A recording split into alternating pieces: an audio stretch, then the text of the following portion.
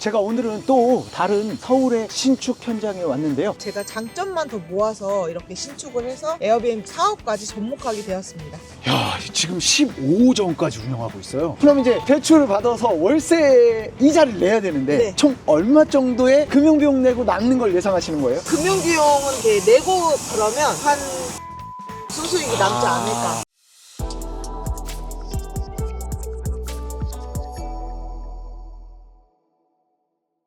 안녕하세요, 신축플래너 영달입니다. 제가 오늘은 또 다른 서울의 신축 현장에 왔는데요. 오늘 어떤 신축 현장인지 건물주분을 모시고 소개를 시켜드리는 시간을 가질 수 있도록 하겠습니다. 행리님 인사 부탁드리겠습니다. 네, 안녕하세요. 행복한 리더입니다. 행복재테크에서 이제 숙박 강의를 지금 준비하고 있고요. 그리고 이제 제가 이 건물의 건축주입니다. 아니, 행리님, 제가 어려운 과정을 많이 들었었는데 이렇게 이제 돈을 벌어서 신축까지 하시는 거예요? 네, 열심히 달려왔습니다. 그러면 어떻게 하다가 이렇게 신축하길 왔는지 간단한 소개 한번 부탁드리겠습니다. 네. 제가 2023년도에 이제 행복재테크에 들어왔고, 그때 이제 쿵쿵나리 선생님께서 이렇게 외도민에 대한 그런 정보를 주셨었습니다. 그 전에 이제 저는 홈스테이를 좀 진행하면서 호스트 생활을 좀 오래 했었는데요. 지금 횟수로 지금 8년차 호스트입니다. 그러다 보니까 되게 자연스럽게 이제 외국인 도시 민박업을 접하게 되었고, 바로 저는 이제 외도민을 시작하게 되었습니다. 그러면 외도민 시작하는 게 만 3년 정도밖에 안 됐는데 그거를 열심히 하면서 이제 드디어 건물주의 꿈까지 이루시는 거예요? 네, 사실 제가 지금 15호점까지 지금 오픈을 했고, 그 15호점을 하면서 제가 장점만 더 모아서 이렇게 신축을 해서 에어비앤비 사업까지 접목하게 되었습니다. 야, 지금 15호점까지 운영하고 있어요. 네, 이제 그 중에 이제 엑시트를 한 반 이상은 제가 했고요. 이제 나머지가 있는데 그 중에서 엑시트를 하고 좋은 것만 한 4개 정도 남겨서 운영할 생각입니다. 야, 아니 강의를 듣다가 에어비앤비 사업도 하고 결국에는 끝판왕인 건물주 신축까지 하시는 거네요? 네, 맞습니다. 그러면 자, 여기 지금 이렇게 멋지게 골조가 지금 올라가고 있는데 이 건물 간단하게 소개 한번 부탁드릴까요? 1, 2층은 이제 일단 상가로 지금 진행을 하고 있고요. 3층, 4층, 5층은 제가 에어비앤비 사업을 이제 가족 사업으로 해서 운영할 생각입니다. 이제 선생님께서 알려주셨는데 주차 대수가 더 나왔다고 하면 2층도 이렇게 주택으로 할 수 있었는데 그게 조금 아쉽긴 하더라고요. 그럼 역시 결국에는 내가 에어비앤비 숙소를 차지고 임차하는 것보다 내가 건물을 지어서 양도 차익도 보면서 사업화까지 이런 네. 기획까지 하게 된 거네요? 네, 맞습니다. 네, 여기 이제 맞은편이 보시면 신통구역이기 때문에 여기가 분명히 상가 자리가 더 이렇게 두드러질 거라고 생각을 했고, 이쪽으로 보시면 망원시장이 걸어서 한 5분 정도? 네. 또 이쪽으로 보시면 한강공원이 이제 5분 정도 걸리기 때문에 되게 좋은 입지고, 버스 정류장이 바로 집 앞에 있기 때문에 홍대 입구역까지 한 방에 이렇게 갈 수 있는. 그래서 버스가 이 있습니다. 영상 찍을 때 여기 이 골목으로 계속 버스가 다녔던 네, 거예요? 맞습니다. 와, 자, 그러면 우리 5층까지 이 건물은 연면적은 몇 평이죠? 연면적은 여기가 한 135평 정도 됩니다. 네. 그러면 토지는 몇 평이죠? 토지는 65평입니다. 자, 그런데 결국에는 위에 주택이 어떻게 구성이 됐죠? 이제 3층에 제일 넓기 때문에 2개 호실로 300에 302호가 있고요. 네. 4층은 이제 1조 사선을 먹기 때문에 22평으로 한 세대가 있습니다. 그리고 5층도 역시 마찬가지로 1조 사선이 먹기 때문에 이제 한 세대가 있습니다.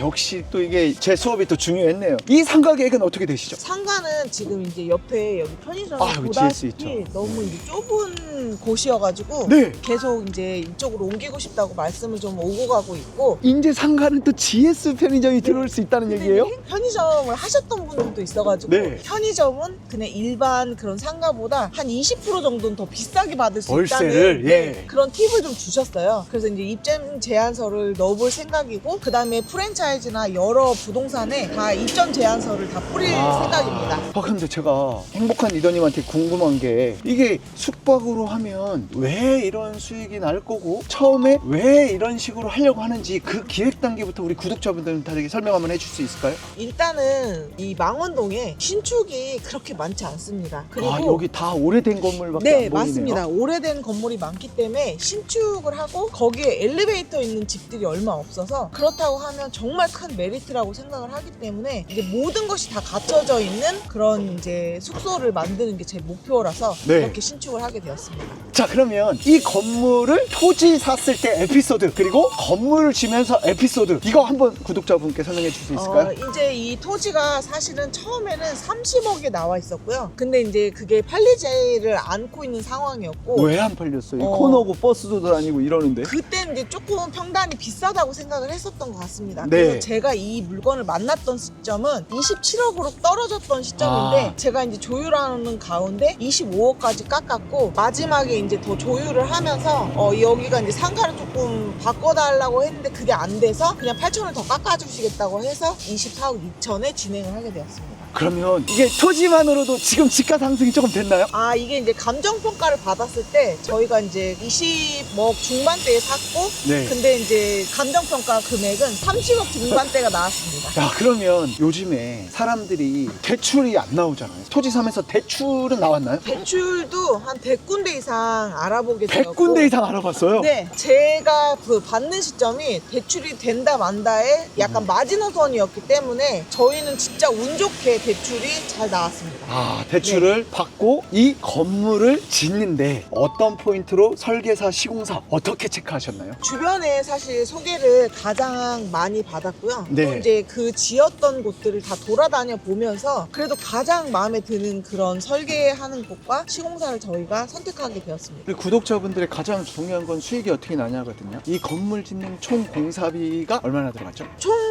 공사비는 한 18억 정도 아, 18억 예상하고 정도 있습니다. 들어갔어요. 네. 자, 그러면 토지 24억, 건물 짓는데 18억, 그럼 총 42억이잖아요. 네. 그럼 이제 대출을 받아서 월세 이자를 내야 되는데 네. 총 얼마 정도의 금융비용 내고 남는 걸 예상하시는 거예요? 토탈 남는 걸 생각해보면 한 뭐 3천에서 4천 정도를 예상을 하고 있고요. 그리고 이제 뭐 금융비용은 이렇게 내고 그러면 한 2천만 원 정도는 순수익이 남지 않을까 예상하고 금융비용 있습니다. 내고 2천만 원 손수익을 생각한다. 네, 네, 네. 결국에는 내가 이 건물을 운영하다가 매도도 해야 될 거 아니에요. 네. 그럼 엑시트하는 금액을 생각하는 금액이 있을 거 아니에요? 거의 이제 65억에서 한 70억 정도의 시장에 내놓을 거고, 그게 나간다고 하면 팔 거고, 그렇지 않으면 사업을 계속 영위하면서 계속 가지고 갈 생각입니다. 아, 여기 이제 어차피 집가는 오를 거고. 네, 맞습니다. 자, 여기 딱 보니까 코너 땅에 입지가 제일 새 건물이라 좋아 보이거든요. 네, 네. 그렇게 해서 내가 보유를 하거나 보유하면서 보유하는 기간에도 수익이 나고 네. 이렇게 하면서 하려고 하신다는 거예요? 맞습니다. 와, 대단하신데요. 그러면 우리 행복한 리더님은 임차로 했을 때와 신축했을 때의 차이점이 뭐라고 생각해요? 이제 임차를 했을 때는 그냥 있는 그대로 해서 조금 더 이제 세팅을 잘하는 방법이라고 하면, 신축은 저의 임대까지 15점까지 노하우가 다 집약된 숙소이기 때문에 그거는 이길 수가 없을 것 같습니다. 임차를 한 아. 거를 절대 이길 수 없는 게임이라고 생각을 그럼 합니다. 결국에는 구독자분들께 어떻게 신축을 해라, 임차를 해라. 신축을 해라. 아, 그거는 근데 우리 행복한 리더님은 15점까지의 과정들을 했기 때문에 이런 생각이 들었는데, 우리 구독자분들은 하나부터 해나가면 되지 않을까 싶은데 어떻게 생각하세요? 네, 그건 맞습니다. 일단 이렇게까지 오는 과정에 저도 처음에는 진짜 작은 규모의 에어비앤비를 접해서 그걸 운영하면서 하나씩 늘려갔기 때문에 먼저 하나를 해서 잘 운영을 하시고 또 공부를 계속 해 나가시면서, 영달쌤이 워낙에 신축 쪽에는 되게 전문가이시기 때문에 영달쌤과 함께라면 신축까지도 쭉 올 수 있지 않을까 생각이 듭니다. 아, 그래요. 서울에 2025년도에 외국인이 그렇게 많이 들어왔다고 하더라고요. 네, 맞습니다. 자, 그러면 지금인 26년, 27년, 28년 에어비앤비 시장 그리고 숙박업 시장을 어떻게 예상하시나요? 이제는 양극화가 더 심화가 될 거라고 생각합니다. 그냥 대충 돈을 벌고자 차리시는 분들은 더 힘들어지실 거라고 생각하고, 진정성을 가지고 내가 무기를 가지고 이렇게 시작을 하셔야 된다고 생각을 하는데요. 진짜 저는 이제 임대까지 15점을 했던 그런 노하우를 다 녹여서 이렇게 숙박업을 시작하기 때문에 이런 것들을 조금 노하우를 좀 배워보시면 좋으실 것 같습니다. 그럼 그런 노하우들을 이제 행복한 리더님이 이제 알려주시는 거예요? 네, 맞습니다. 3월 달에 지금 런칭을 할 계획이고요. 네, 지금 준비 중에 있습니다. 그러면 공유 숙박업, 에어비뿐만 아니라 이런 모든 것들을 행리님만 따라가면 배울 수 있는 거예요? 네, 제가 일단은 뭐 다 전문가는 아니지만 오신다고 하면 성심성의껏 제가 아는 선에서 다 알려드리도록 하겠습니다. 저부터 가서 접수를 할게요.